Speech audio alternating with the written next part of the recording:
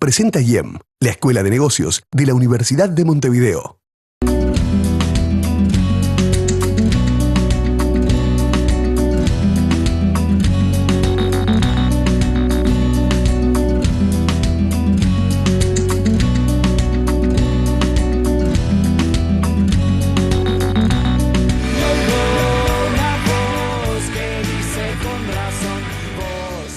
Muy buenas noches, bienvenidos a otro programa de Claves Económicas. Como siempre estamos con Rodrigo Cambón. Rodrigo. Buenas noches, Fabián, ¿cómo estás?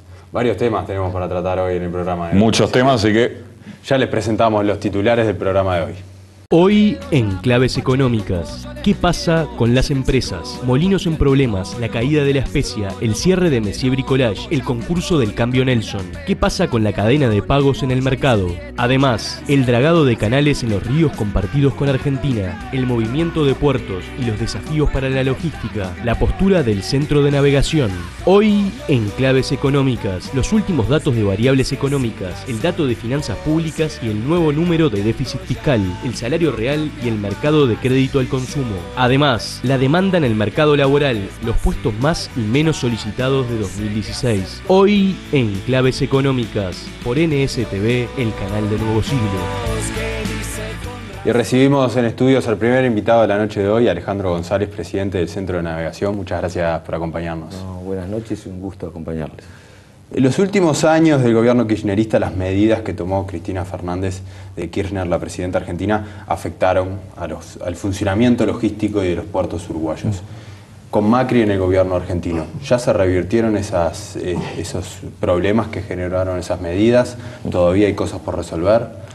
Sí, bueno, el gobierno de Cristina Kirchner en realidad tenía una forma de ver el mundo y de relacionarse, que tras cambio de gobierno mediante y cuando el presidente Macri asumió, realizó su primera visita oficial, fue en enero, no sé si el 4 de enero, sí, a la estancia de Anchorena, y bueno, y ahí ya trajo el borrador del levantamiento de la disposición 1108 o 1108, como la conocemos aquí, que en definitiva era la que prohibía la carga de exportación argentina transitar por puertos donde no existiese un acuerdo bilateral.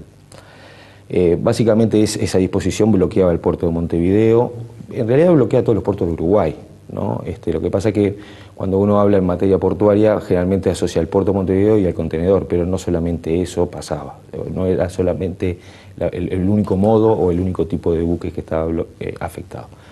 Esa restricción se levantó. Progresivamente Uruguay comenzó a recuperar el volumen de tránsitos.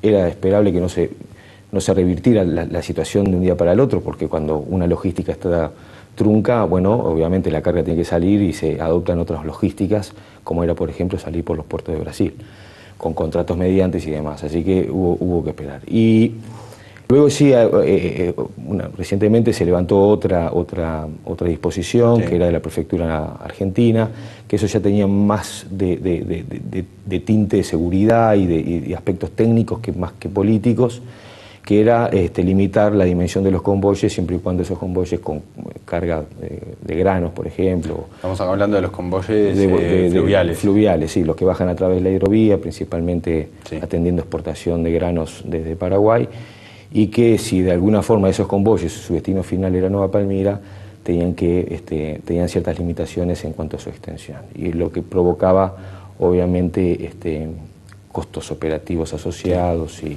la cuenta no era tan redituable. Y con esos movimientos que hubo en el gobierno argentino, ¿cómo fue el año 2016 desde el punto de vista de la actividad portuaria? Sí, fue mejor desde el punto de vista del tránsito. No fue tan buena desde el punto de vista de lo que nosotros llamamos contenedores de plaza, es decir, aquellos contenedores que son carga genuina uruguaya, la importación o la exportación. Los tránsitos empezaron a recuperar Argentina, la incidencia del tránsito desde y para Paraguay fue fundamental, fue una de las cargas que de alguna forma amortiguaron el impacto mientras la disposición, sí, que hacíamos referencia duró. Así que en definitiva,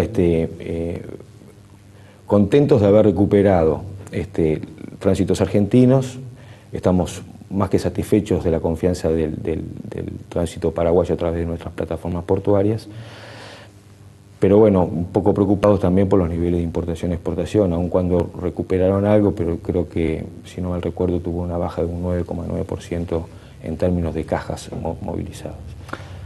González, en el puerto de Montevideo también vemos una disputa entre actores internos que están instalados. Por un lado vemos a Cateo Natié con su terminal Cuenca del Plata y también a Montecón que es la principal operadora de de las terminales públicas. ¿Es bueno eso para el puerto y para las navieras? Sí. ¿Cómo afecta eso el funcionamiento y en realidad la competitividad del puerto de Montevideo? Sí. En primer lugar, decirte que ambos grupos económicos son socios del Centro de Navegación. O sea que hay un espacio de diálogo, entre otras cuestiones. Sí, la verdad que en la órbita del Centro de Navegación estos temas que tienen más de índole comercial y contractual en forma privada, porque aparte son contratos asumidos ya sea por licitación o por permisos o autorizaciones que les cabe únicamente entre el Estado y la empresa y no son de conocimiento público. Pero ambos grupos sí son parte del Centro de Navegación, son parte de la comisión directiva que nosotros presidimos y son empresas muy fuertes, muy importantes, aparte de siempre estar preocupados por el correcto funcionamiento del puerto. Yo poco puedo agregar sobre ese tema. Sí. Lo único que sí me permito ya más de carácter personal es que definitivamente la no toma de algunas decisiones generan este tipo de cortocircuitos. Sí, no toma decisiones de la Administración Nacional de Puertos. Sí, de las autoridades competentes. Yo creo que en forma responsable se están analizando todos los pros, todos los contras. Sí. Insisto, hay aspectos jurídicos, hay aspectos normativos y de responsabilidades que se han comprometido unos y otros que desconocemos, al menos yo desconozco. Por ende no podría tener una opinión formada de esto sí, esto no. Lo que sí definitivamente creo que de alguna forma, estos aspectos sí, no favorecen, por decir así, desde el punto de vista de la paz portuaria. O sea, usted dice que la Administración Nacional de Puertos tendría que haber tomado una decisión hace tiempo también que estamos con este tema. Con este diferendo. Supongo, sí, a veces también estar de afuera y no ser parte de la toma de decisiones puede ponernos en una situación bastante más fácil de decir por qué no toman tal decisión o tal aquella. En ese sentido trato de ser lo más respetuoso y posible sobre el aspecto. Lo que sí digo es que de alguna forma, más tarde o más temprano, uno supone que este tema tiene que estar resuelto y ojalá así sea a conveniencia y satisfacción de todas las partes. Pero en cuanto al tema, por ejemplo, de tarifas portuarias, ¿esta disputa lo hace más competitivo, más atractivo para las navieras o no ha tenido un efecto por ese lado? Lo que pasa es que el tema de tarifas también es un aspecto reservado entre los clientes y el operador, Montecón, o entre los clientes y la terminal que es Terminal Cuenca de Plata. Las condiciones y tarifas que figuran en esos contratos son estrictamente de reserva entre los firmantes. Sí. Y bueno, y eso dependerá también de cuántas escalas tienes por año, del movimiento de contenedores que tú tienes anualmente, de qué niveles de eficiencia te solicito a ti como operador, como terminal, términos de productividad. Es decir, son contratos bastante más complejos que decir cuánto sale subir o bajar una caja puntualmente. Aparte, insisto, también tiene mucha incidencia la política comercial que tengan las navieras, quienes utilizan el puerto de Montevideo como puerto centralizador de carga, por ejemplo, del norte argentino, del sur argentino, ni que hablar también de puertos de Paraguay. Entonces, por eso digo, no es un tema cuando se habla de tarifas y hacen referencia estrictamente a un tema de carga y descarga de contenedores, imagino no son públicas y no son de conocimiento y de alcance de todos. González, a 25 años de la Ley de Puertos, hay varias actividades relacionadas por parte de la ANP y también de actores vinculados, pero la Administración Nacional de Puertos está elaborando un nuevo plan maestro para el puerto, para el futuro del puerto. De hecho, el ministro Víctor Rossi, en claves políticas, declaró que el gobierno estaba abierto a las posibilidades de construir una nueva terminal, ya sea con operadores privados, con inversión privada o con fondos públicos. ¿Cómo evalúa la posibilidad de que el puerto siga creciendo en terminales, en muelles? Sí. En primer lugar, los caminos también a seguir, ¿no? Porque sí. En primer lugar, sí, correcto. El próximo 8 de abril se cumplen 25 años de la vigencia de la ley. Una ley que definitivamente marcó un antes y un después en el negocio marítimo portuario. Hasta ese entonces todos los puertos de la región básicamente vivían la misma situación. ¿Cuál era? Y de puertos manejados bajo la órbita pública, sí, con servicios un tanto deficientes y de alguna forma con largas estadías de los buques en los puertos y demás. Este negocio es un negocio muy dinámico, muy cambiante y que en definitiva también te empuja a ayornarte desde el punto de vista de infraestructura y desde el punto de vista de equipamiento. Y si no lo haces, quedas fuera. Y más Uruguay.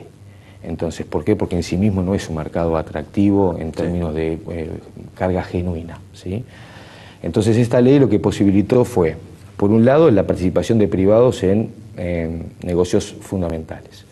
Y por otro lado, la apertura de recibir carga de terceros países. Desde el punto de vista de carga de terceros países, ¿qué es lo que te genera como ventaja competitiva? Bueno, te permite recibir en el puerto de Montevideo buques de mayor porte, con mayor capacidad de bodega, y en definitiva eso es una ventaja para el comercio nacional, o sea, el comercio exterior del país. Porque de otra forma tendrías que o transbordar por otros puertos con los costos inherentes y de hecho te permite también usufructuar un flete internacional similar o el mismo a los que los grandes mercados están pagando. También la ley permitió la creación de nuevos negocios, la creación de negocios de depósitos intraportuarios, donde de alguna forma se conjuga el concepto de almacenamiento y centro de distribución regional. Sí, la sinergia que necesita el puerto, ¿no? La no es una cuestión de que pare el barco, sino... Sí, definitivamente. Entonces eso también te ayuda, por un lado, a la inversión nacional y también la inversión extranjera, como también hace... González, si le parece, hacemos una pequeña pausa y en el próximo bloque vamos a hablar del futuro del puerto de Montevideo y también del resto de los puertos que tiene Uruguay, ¿no? Sí, de ahí hay una noticia largamente esperada, que es la profundización del canal Martín García, y que también vamos a estar conversando al respecto. Exactamente, hacemos una pequeña pausa y volvemos con el presidente del Centro de Navegación.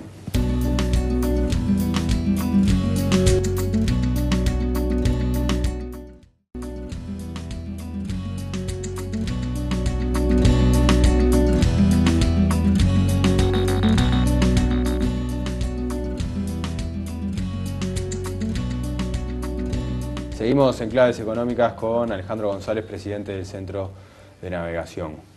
Y quedaba pendiente del bloque anterior lo que va a ser el nuevo plan maestro del puerto, por lo menos eso que se está elaborando. ¿Qué es lo que se conoce hasta ahora? ¿Y han tenido participación cercana a ese proyecto?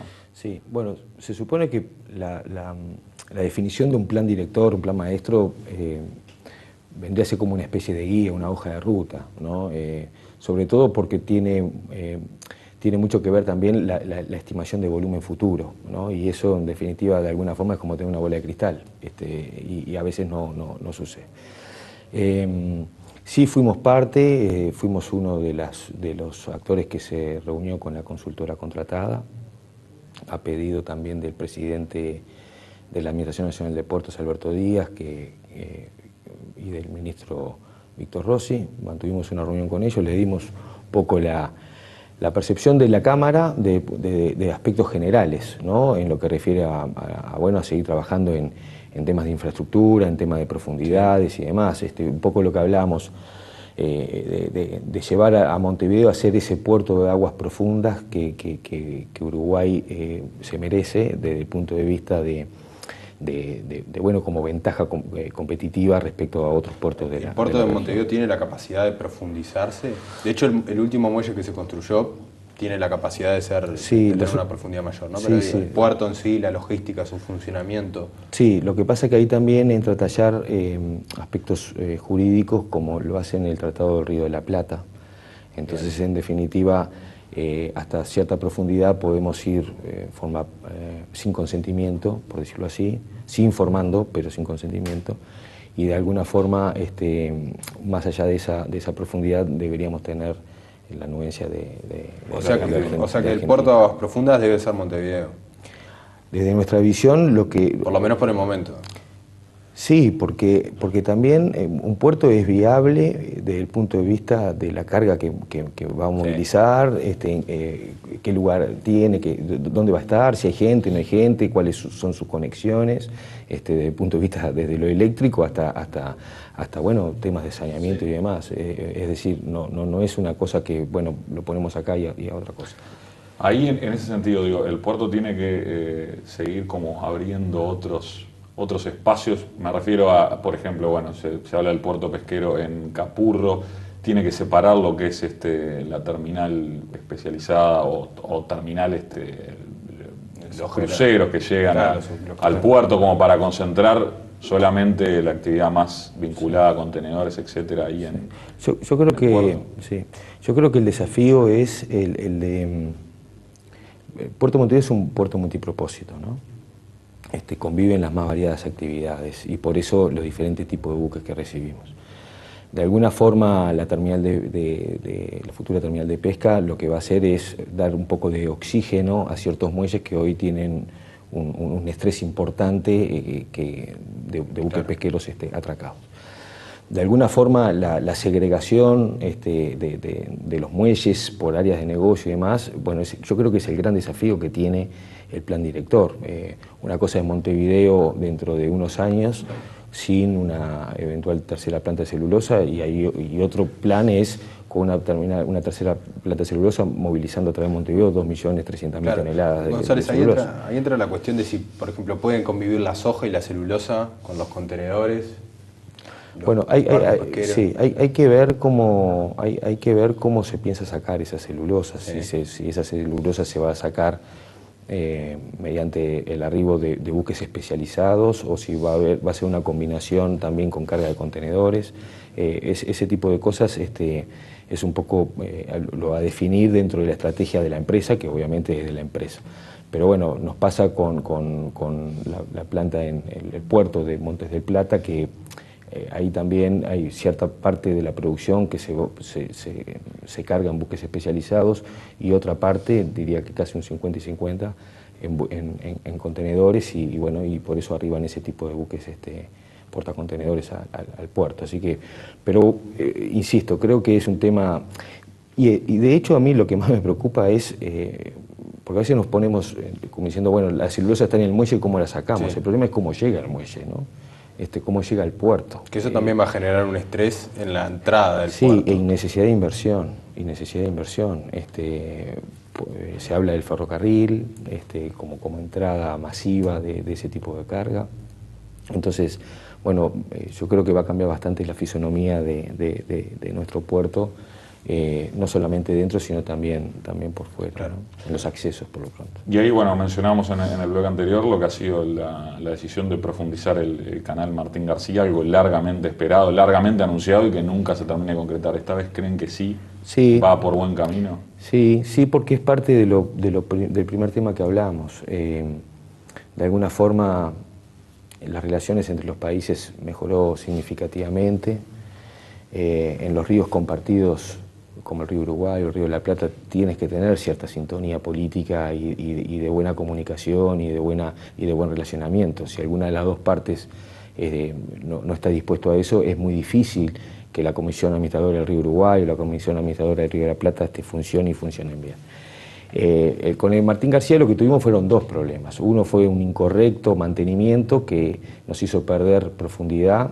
El canal de diseño es de 32 pies, algo así como 9,75 metros, y un ancho de solera de 110 metros. Incluso con problemas en el balizamiento del canal. Sí, teníamos algunos inconvenientes realmente serios. Entonces, lo primero que se hizo, que ya se alcanzó por la empresa que ganó la licitación, fue recuperar el diseño. Y hace pocas semanas se firmó en la isla Martín García el acuerdo entre los dos gobiernos para un pronto llamado de licitación internacional para llevar el Martín García a 34 pies de profundidad. Pero no es el único plan de dragado que se está haciendo, sino también el río Uruguay. ¿Va a permitir buques que puedan venir más cargados, con otra profundidad? Claro, ¿en qué complementa al puerto de Nueva Palmira, al puerto incluso hasta puerto de Paysandú, ¿no? Sí, en el caso de Paysandú Es ya más ahí lejos. entra el tema del río Uruguay. Sí. Es un poco distinto. La viabilidad económica de esos puertos que hoy tienen actividad comercial creo Sí. que no es a tan gran escala como lo puede significar Nueva Palmira. Tener mayor profundidad te permite cargar los buques a mayor carga. Y mayor carga te hace, en concepto de economía de escala, hace que el negocio sea más redituable. Tener un canal profundo y seguro te permite, aparte de ser hasta un tema de soberanía, le permite a la producción uruguaya que esos buques suban por el García y bajen por el García con carga completa y evitar lo que nosotros en algún momento sufrimos, que era cruzar el Paraná Bravo y tomar el canal de Emilio Mitre, porque la carga, el nivel de calado de ese buque con carga completa no te permitía o no era seguro transitar por el García. ¿Y eso qué te lleva? Te lleva más horas de navegación, te lleva más costos de peaje por mantenimiento de la vía navegable, todo lo que significaba $1.50, $1.56 más por tonelada, en buque de 40.000 toneladas.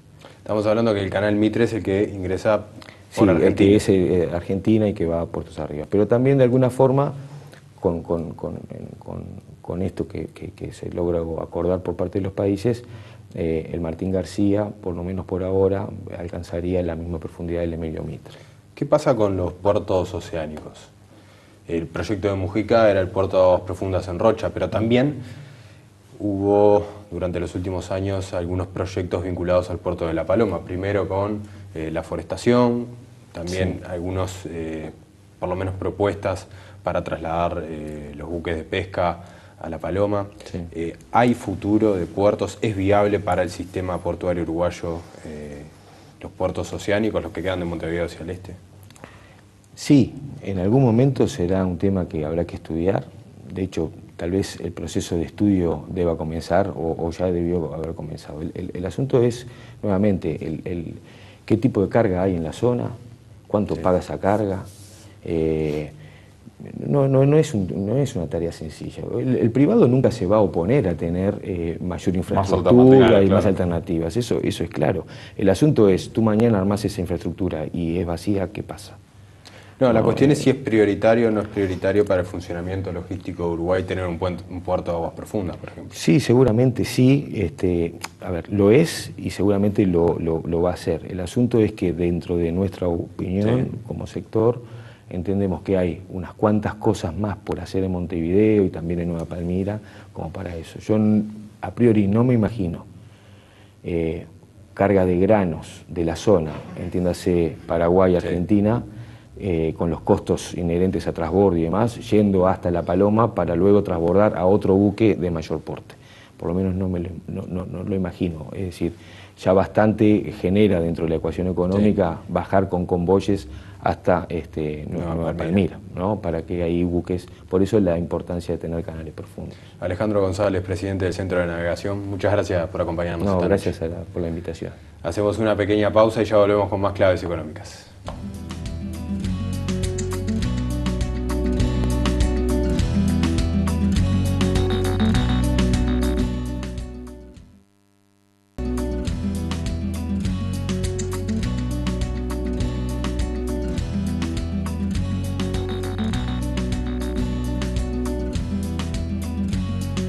Seguimos en Claves Económicas por NSTV y recibimos a Pablo Montaldo, presidente de la Liga de Defensa Comercial. ¿Cómo está, Montaldo? ¿Qué tal? Muchas gracias por la invitación. Muchas gracias por acompañarnos, como siempre, en este nuevo ciclo 2017. El 2016, ¿cómo evalúan el 2016 con respecto, por ejemplo, a los concursos de empresas? En números, después capaz que analizamos más el los 2016, motivos. el 2016, ahí está. El 2016 la cantidad de concursos se mantuvo respecto al 2015. Hubo 92 concursos en el 2016 y en 2015 había habido 91, prácticamente la cifra similar. Cifra que había sido un poco superior a la del 2014, que habían sido 60 y algo de concursos. Ya había subido en 2015 respecto al 2014. Y bueno, se mantuvo un poco, digamos, la cifra de concurso tiene que ver evidentemente con la situación económica, naturalmente que cuando hay periodos de crisis económica esto se agudiza, Sí, porque hay claro. más empresas que fallan.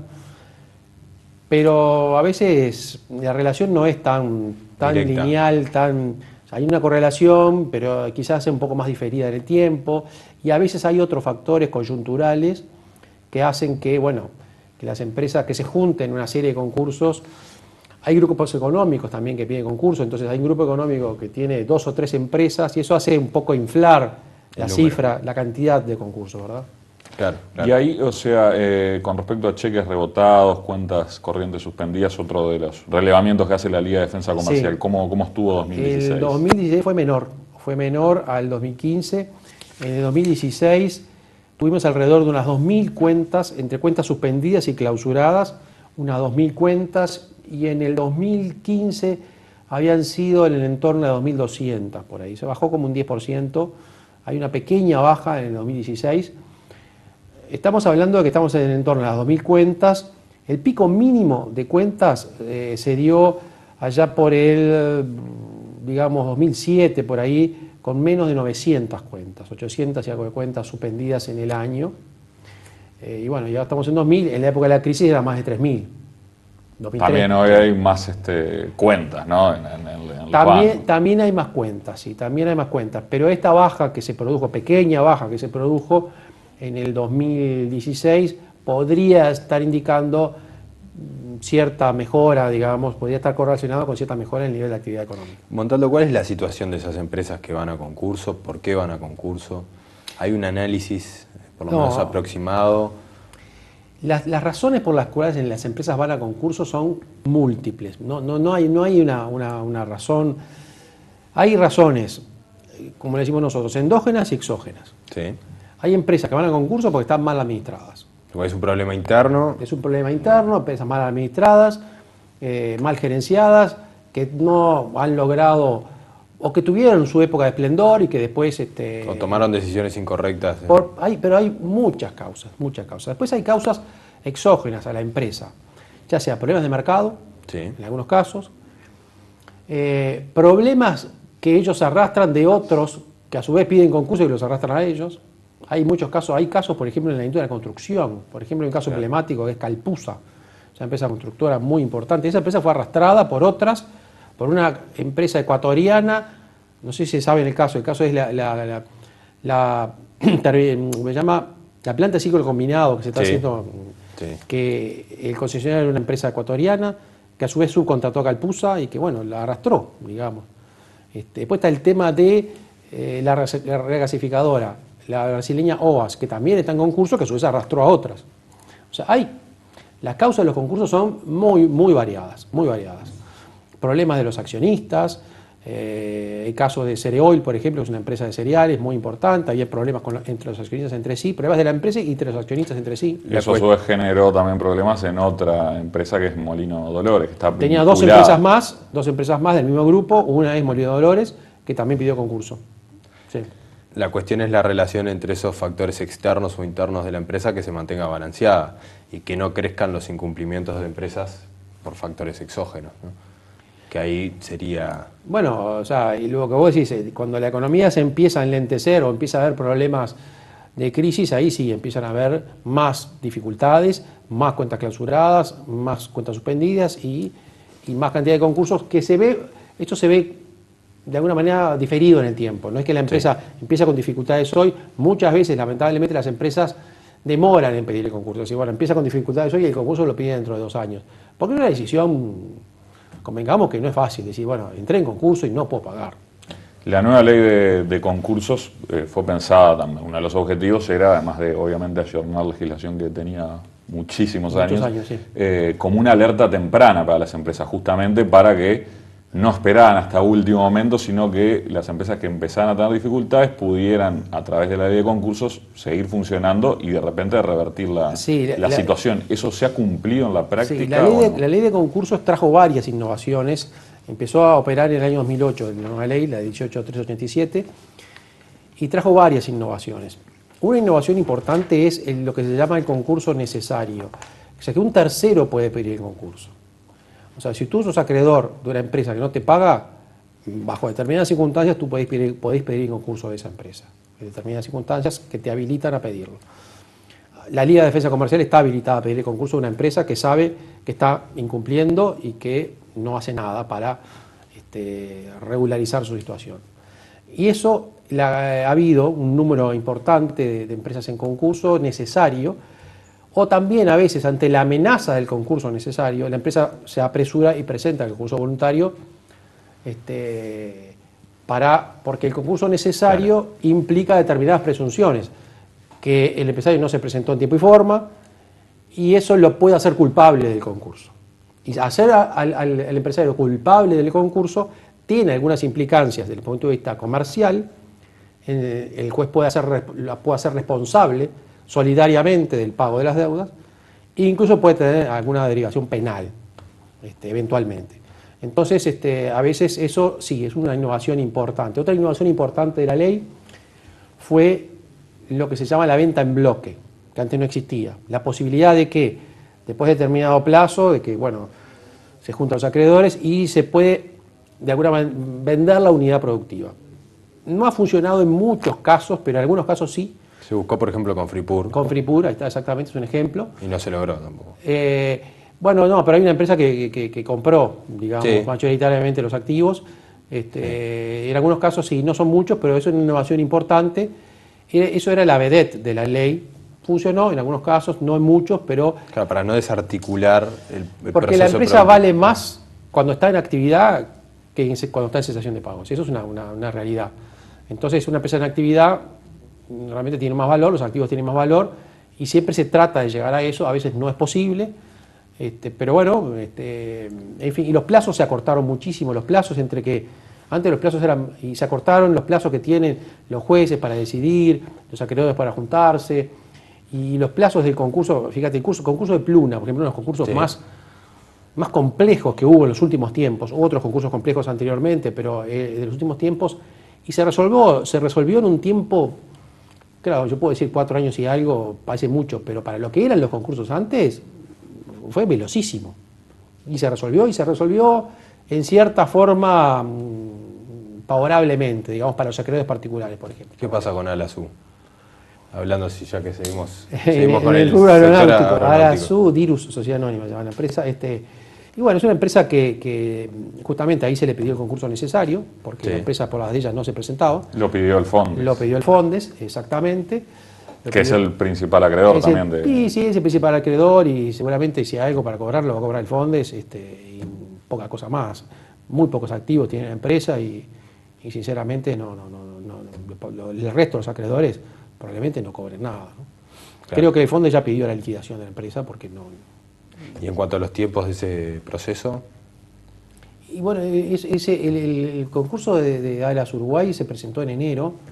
No sé si se acuerdan que estaba en la Sí. feria y que no se levantó la feria. O sea, entró a operar en febrero realmente y bueno, recién a su medio, no es muy poco, todavía es o pronto. sea que quedan varios meses, Sí, incluso quedan unos años meses para que se termine de resolver. para tomar la decisión. Hablando de eso, 2017 comenzó con varias empresas emblemáticas en concurso de acreedores. Está el caso de Alas Uruguay, pero también el caso de Cambio Nelson, el caso de Fotomartín, La Spezia, Messier Bricolage. ¿Qué es lo que está detrás de esta situación? Algunas de las empresas que tú mencionaste no están en concurso, pero... Todavía no, pero... Pero no, hay empresas que de repente son conocidas, que van a cerrar, pero van a cerrar de una manera... No necesariamente toda la empresa que cierra va a concurso. Claro. La empresa que paga a tus acreedores... Bricolage sería el caso. Messier Bricolage ha anunciado un cierre ordenado perfectamente. En fin, y otras empresas que ya estaban en concurso. La Spezia no es que cerró ahora, ya estaba en concurso. Estaba en concurso, se produjo el cierre. Y ahora se produce el cierre porque la empresa digo, en principio parecería que no es viable. Pero una empresa que ya había pedido concurso en su momento. Sí, hay otros casos. Bueno, que yo les mencionaba, el caso de Cereoil, que es una empresa muy importante, muy importante del rubro agrícola, con bastantes ramificaciones, sobre todo en Dolores. Está el caso de Tiempos. Sí. Es una empresa muy emblemática, que también es un concurso que está en curso. Está el caso de, yo les mencioné las constructoras, Calpusa, Constructora OAS, que son importantes, concursos importantes. Hay un concurso importante que es el grupo Huiza, que es un grupo de free shops de Rivera, que es propiedad de un grupo panameño, que también está vinculado a temas de narcotráfico. Es un caso bastante Complicado. Tiene otras derivaciones. aparte Otras del derivaciones también, que están tratando de ver cómo salvar el negocio también, en el caso del grupo Huiza. Sí, hay muchos, algunos más conocidos que otros. Los más conocidos quizás son más pequeños en realidad, con respecto a lo que yo te digo, que son concursos más grandes. Y ahí, o sea, en cantidad, ¿cuántos concursos llevamos en el año? Y para tener una idea también respecto a lo que fue 2016. De acuerdo a mi contabilidad, vamos 29 concursos en lo que va del año. Prácticamente la tercera parte de lo que fue todo 2016. Si extrapolamos linealmente las cifras, este año sería un año más elevado en cuanto a cantidad de concursos. Es difícil extrapolar los primeros 3 meses porque generalmente en febrero y marzo hay una concentración, porque en enero no hay concursos porque está cerrado el Poder Judicial. Entonces, la extrapolación lineal, digamos, como que no es muy procedente. Pero de todas maneras parece que el año viene un poco cargadito, sí. Vamos a hacer una breve pausa y enseguida seguimos con Pablo Montaldo, presidente de la Liga de Defensa Comercial, hablando de otros temas también. De otros temas, por ejemplo, el cambio Nelson, vamos a hablar aquí en la mesa de Claves Económicas.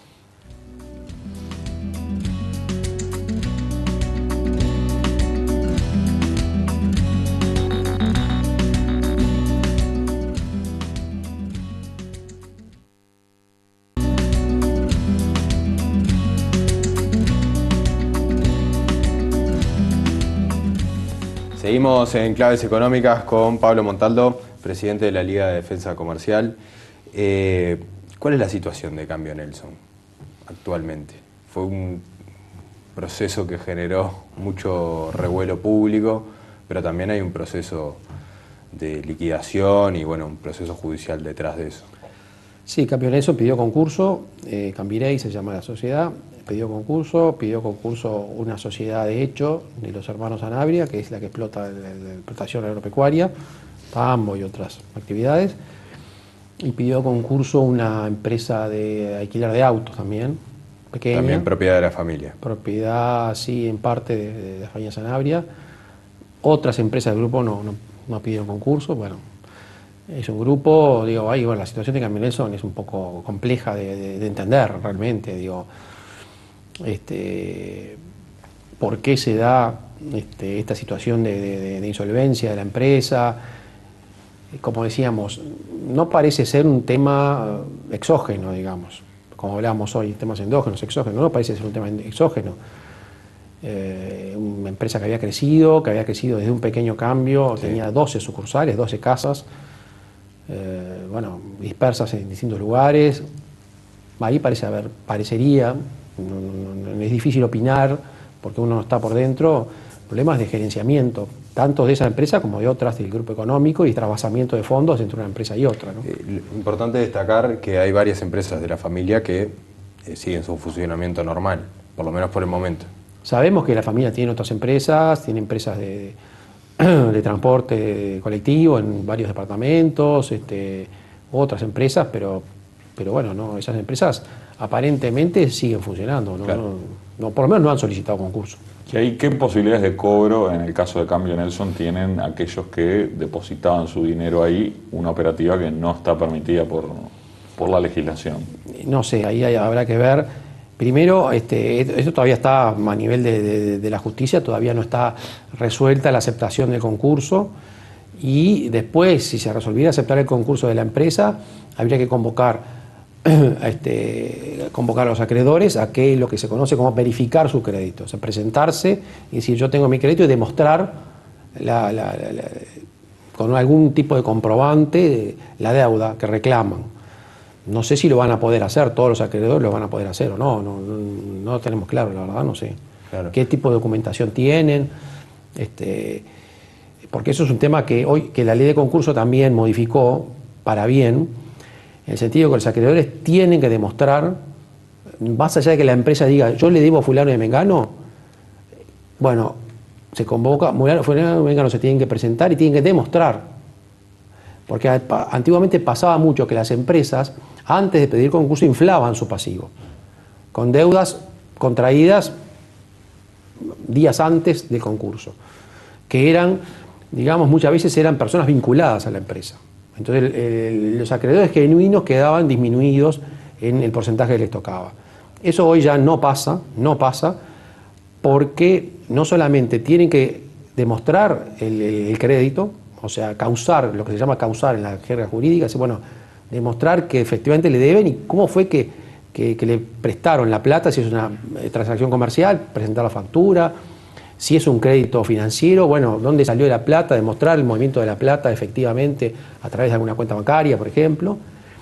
Y también la ley esta clasifica a los acreedores en varias categorías, pero se creó una categoría que son los acreedores subordinados. O sea, las personas vinculadas a la empresa quedan catalogados como acreedores subordinados. En último lugar, cobran en último lugar. Van al último lugar de la fila. De la fila. Primero están los acreedores privilegiados, acreedores con privilegio especial, acreedores comunes o quiriografarios, y hay una categoría final que es acreedor subordinado, que son todos los vinculados a la empresa, accionistas, directores u otras personas vinculadas a la empresa, quedan para la cola, digamos. No los empleados.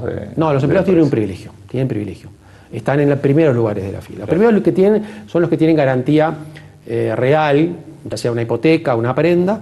Y después hay otra serie de privilegios, que están los impuestos, están los trabajadores, hay una lista de privilegios, acreedores comerciales o financieros, y después los acreedores subordinados. ¿Cómo afecta el proceso, todo este proceso, el procesamiento con prisión de Francisco Sanabria, Calvete y una funcionaria también? No, eso van por cuerda separada, porque eso se está tramitando. Los concursos tienen un juzgado especializado, hay dos juzgados especializados en concursos, eso se tramita en el juzgado de concursos, y eso, los procesos penales están en un juzgado penal, o en el caso de Maldonado, un juzgado de Maldonado, que va por cuerda separada. Después también hay procesos, pueden tener algún proceso que tenga que ver con lavado de dinero, que eso va en los juzgados especializados de crimen organizado. Pero bueno... No es el caso por el momento. No, ya te digo, el concurso todavía no está admitido, o sea que en definitiva habrá que ver qué decide el juez, si admite el concurso, porque para presentar un concurso la ley exige que se presente determinada cantidad de elementos, una lista de elementos. El balance que presenta la empresa es un balance a junio del 2016, o es un balance que no está actualizado, que es el balance oficial que presenta en el Banco Central, que probablemente no tenga todos estos pasivos que declaran tener. Entonces, bueno, eso habrá que analizarlo con detenimiento, ¿no? Sanabria dice que fue una situación heredada y pudo haber algún cambio en eso, podía haber sido diferente la historia. Es difícil opinar de la interna de la empresa, la verdad, no sé. Sé que la empresa la manejaba el padre, después que el padre fallece en 2015 pasó a manos de los herederos y la verdad, no sé, la interna de la empresa me es difícil opinar. ¿Cómo afecta al sector cambiario? Y bueno, situación... afecta en el sentido de que bueno, las empresas similares se ven afectadas en su reputación, ¿no? O sea, hay una sensación que bueno, que podrían ser todos iguales. Yo creo que las empresas...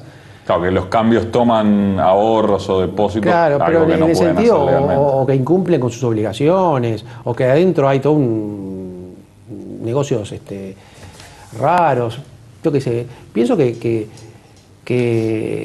los capios que hacen las cosas bien no tendrían que estar preocupados. Yo qué sé, pienso yo, no sé. Pero bueno, esto lamentablemente causa un poco de perjuicio al negocio.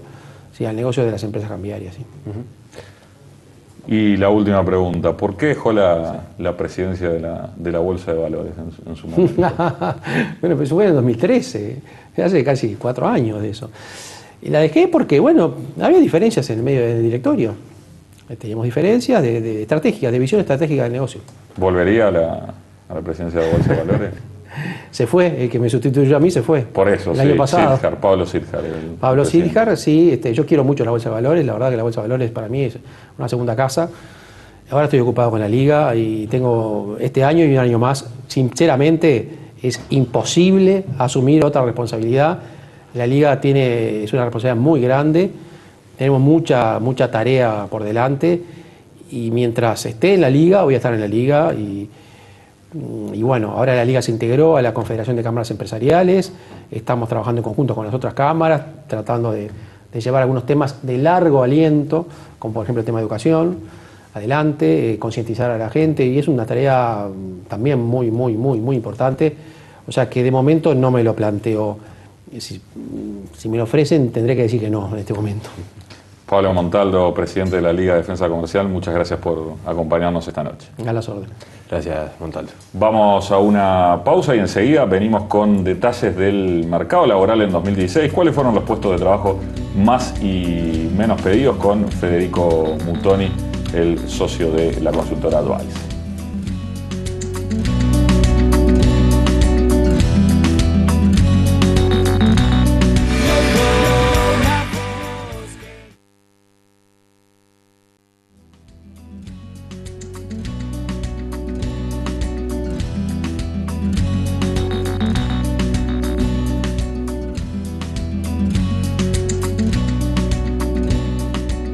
Último bloque de Claves Económicas y recibimos en estudios a Federico Mutoni, director de la consultora Advice. Mutoni, muchas gracias por acompañarnos. Gracias a ustedes por la invitación, es un gusto estar por acá. En 2016, vamos a analizar un poco los números y el mercado laboral en 2016. ¿Cuáles fueron los empleos o los puestos más solicitados por las empresas en general? El mercado laboral tiene una estructura en donde los cargos dependientes abarcan el 80% de los cargos, y esos son en números concretos los más demandados. Por lo tanto, si empezamos por ese grupo de cargos, vemos que hay una lista donde están los vendedores en primer lugar. Es un cargo esencial para las compañías, el de los vendedores, porque son los que generan los ingresos a las empresas.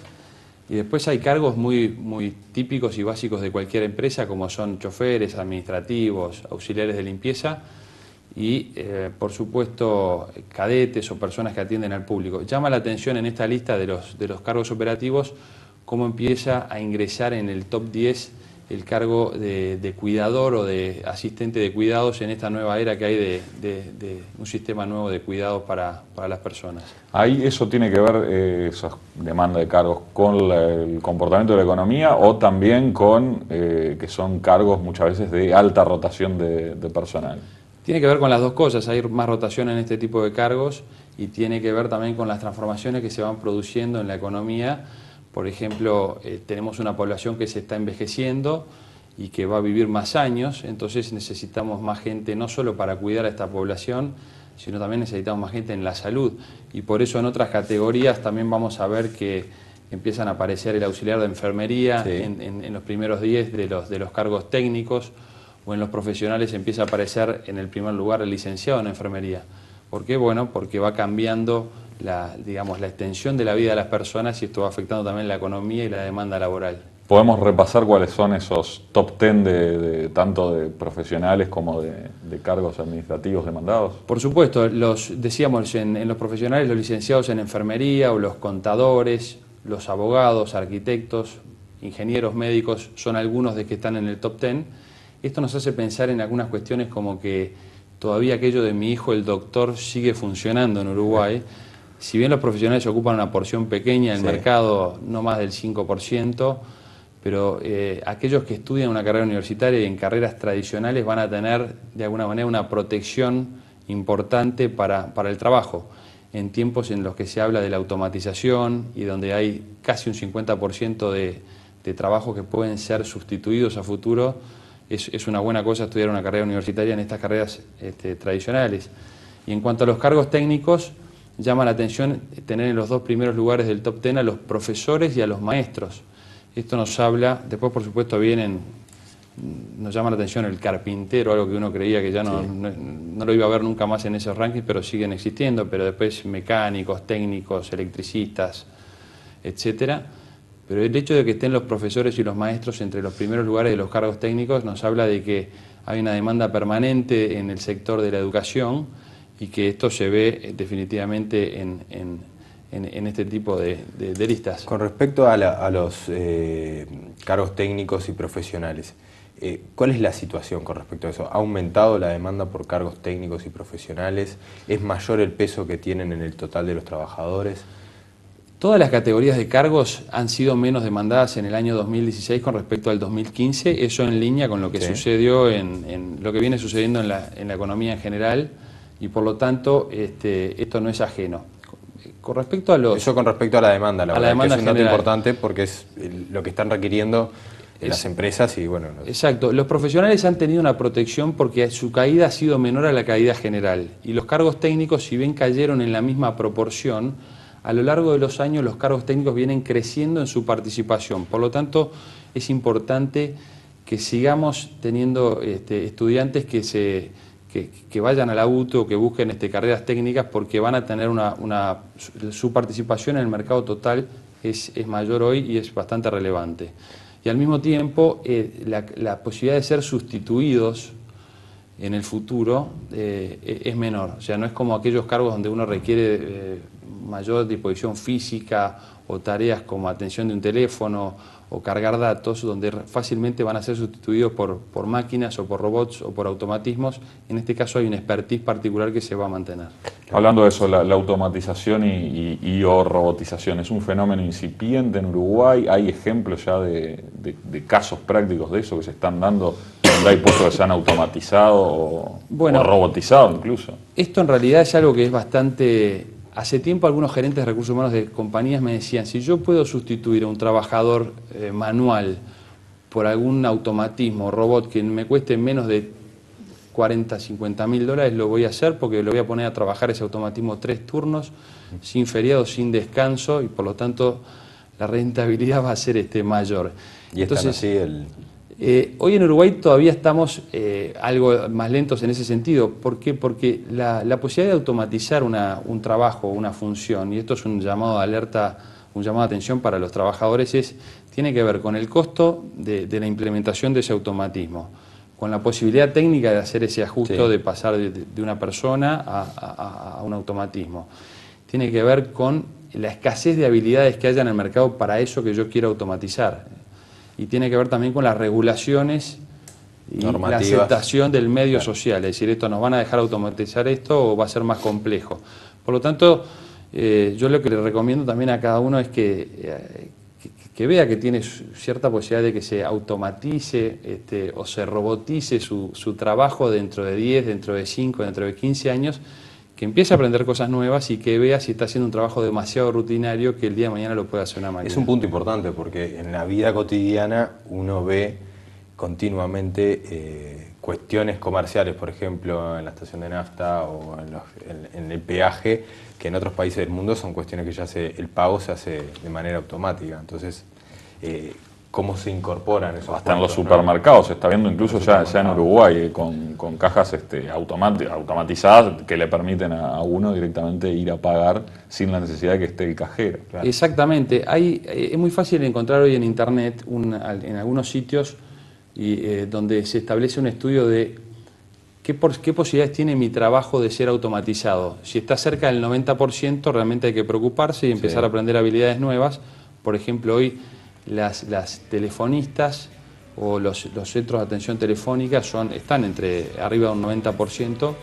Hoy se están implementando en empresas, conozco casos de empresas en Uruguay que están invirtiendo en los chatbots, que son los robots que van a contestar automáticamente a través del chat, y por lo tanto no van a necesitar para muchas de esas actividades personas respondiendo a preguntas que son frecuentes. Entonces, en ese caso, si alguien hace ese tipo de actividad, si hace trabajo físico, si procesa datos, es importante que empiece a estudiar algo nuevo. Sí, es una cuestión importante y de mucho análisis, ¿no? Por supuesto, ofrece desafíos en el mundo, está habiendo cambios muy importantes a nivel del trabajo.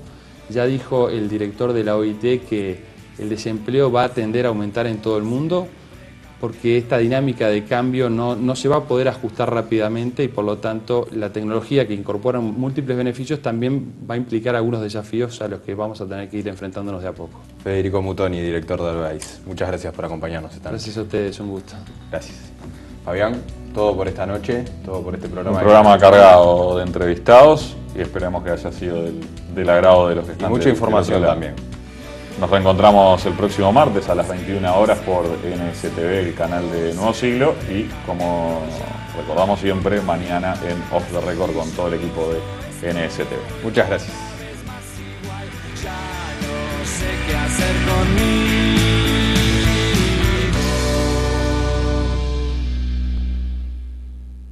Presentó IEM, la Escuela de Negocios de la Universidad de Montevideo.